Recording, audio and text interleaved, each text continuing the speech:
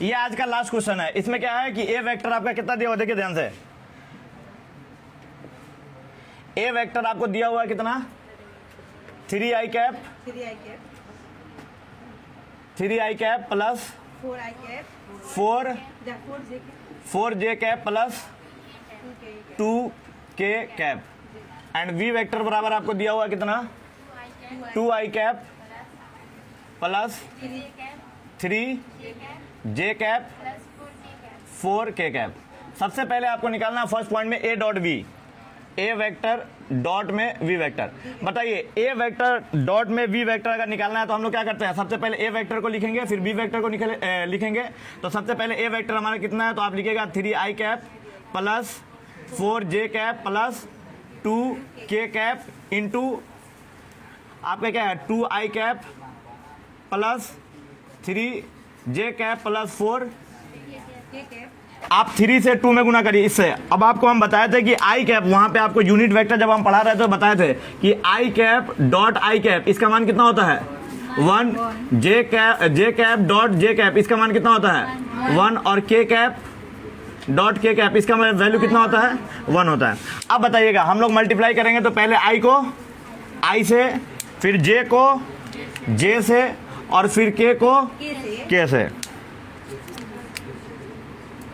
अब मल्टीप्लाई करिएगा तो 3 से 2 को मल्टीप्लाई करिएगा, 3 2 जा कितना हो जाएगा 6। बताइए आई कैप और आई कैप मल्टीप्लाई करिएगा तो आई डॉट आई कितना हो जाता है 1। तो क्या लिखना जरूरी है नहीं। प्लस 4 से आप किस में करिएगा 3 में, जे को जे वाले से करिएगा तो 4 3 जा कितना 12 और फिर आपका क्या बचेगा 2 4 जा 8, के वाले को के से। आंसर कितना हो जाएगा 12 8 20 से हाँ 26 आपका क्या हो जाएगा फाइनल आंसर। तो ये ध्यान रखिए जब A vector dot B vector निकालते हैं तो दो वेक्टर का जब हम डॉट प्रोडक्ट निकालते हैं तो हमेशा हमको क्या मिलता है, एक स्केलर वैल्यू ही मिलेगा। क्या मिलेगा, स्केलर वैल्यू ही मिलेगा।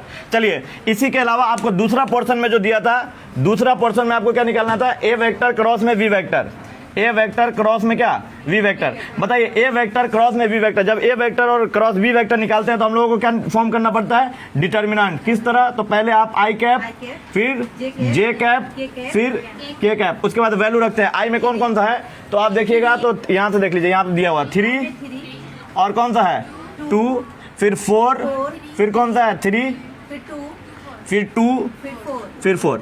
अब बताइए डिटर्मिनेंट सोल्व करने का तरीका हम बताएं कि नहीं, 3 क्रॉस 3 का तो 3/3 का ऐसे करिए, पहले में प्लस दूसरे में माइनस फिर में क्या प्लस। इसको सोल्व करने का इधर सोल्व कर देते हैं। सबसे पहले आप क्या करिएगा, सबसे पहले आई कैप है तो आई कैप इज इक्वल टू ऐसे निकाल लीजिए बराबर। आई कैप जो है वो हमारा, बताइए आई कैप में जब हम बताए थे डिटर्मिनेंट सोल्व करने के समय कि जिसको लेते हैं उसके सामने वाला कॉलम, सॉरी सामने वाला रो और सामने वाले कॉलम को क्या करिए भूल जाइए और इसको क्या करिए क्रॉस मल्टीप्लिकेशन माइनस लगा के 4 को 4 से मल्टीप्लाई करिएगा, 4 चौके कितना हो जाएगा 16 और माइनस 3 2 जा 6 कितना हो जाएगा 6। सेम जैसे जे कैप है प्लस में, अच्छा यहाँ पे प्लस होगा कि माइनस होगा, माइनस तो माइनस लगाइए, माइनस ये हमारा हो जाएगा जे कैप, ये क्या हो गया जे कैप। बताइए इस बार जे कैप लिए हैं तो इस वाले पूरे रो को और इस वाले पूरे कॉलम को क्या हो जाइए भूल जाइए। तो बताइए इसको इसमें मल्टीप्लाई करिएगा तो कितना हो जाएगा 3 4 जा 12 माइनस में कितना हो जाएगा 2 2 जा 4 कितना हो जाएगा 4। फिर अगले का है एक के कैप, तो सर ये के कैप लिखिएगा और इसको मल्टीप्लाई करिएगा। जब इसको लेंगे तो ये वाला रो सॉरी ये वाला रो और ये वाला कॉलम पूरा भूल जाइए, मल्टीप्लाई करिएगा तो 3 3 जा कितना हो जाएगा 9 माइनस में 4 2 जा 8।